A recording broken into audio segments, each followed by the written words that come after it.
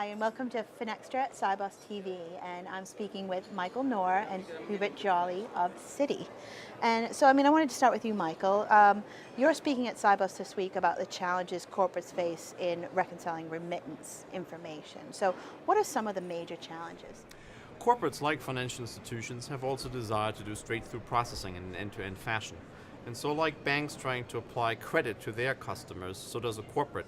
They would like to ensure that incoming payments can be applied in their ERP system to their customers in the correct way and fashion, ideally straight through, because sometimes goods might be sitting on the dock because they didn't get paid or they didn't know they get paid and therefore causes delays. So they would also like to see end-to-end automation in the remittance processes. And that means today, how can we provide the banking system more structured data, more structured information to support clients, corporate customers in their needs to automate business processes.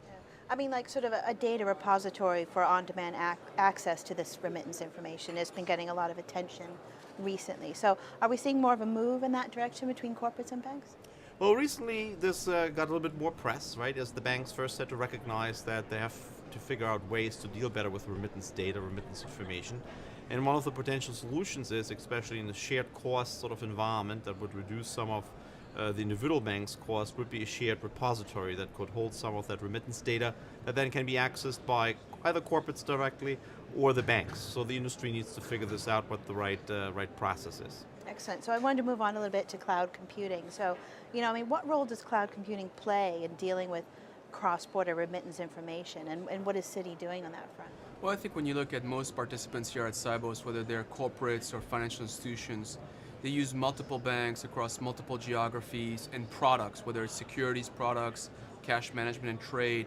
And every time they use one bank, it's a whole process, an investment. It takes time to implement with that bank, so to have connectivity with that bank to transact, to use one of these products in all these countries. And so essentially the participants are looking for banks who use cloud-based services to create tools where it'd be a lot easier to connect across multiple banks and multiple products. So they're essentially looking for the banks to say, how can we create these kinds of cloud-based services to connect with one bank, and then I can leverage the other banks. So have standards, common protocol, common standards to essentially be able to leverage multiple banks, multiple products and services across geographies. So it's a hot topic, but it requires a lot of investments from the banks and also the technology vendors that corporates and our financial institutions are using to use these banking services. How do cloud computing services impact connectivity? Across transaction services. Well, if you can use cloud-based services, you essentially can tell banks how to connect to that cloud-based service, and then you can tell, for example, ERP vendors how to connect to that cloud. And if they all have common protocols, then it's a lot easier for them to know how to implement these services between the participants. So if you're a corporation, you've got a certain financial payment service that you're using as a technology provider, and you want to use a new bank. If they know how to talk to one another, the implementation and the ability to avail yourselves of these services will be a lot easier. Thank you very much, both of you. Thanks, Liz, for having us. Thanks.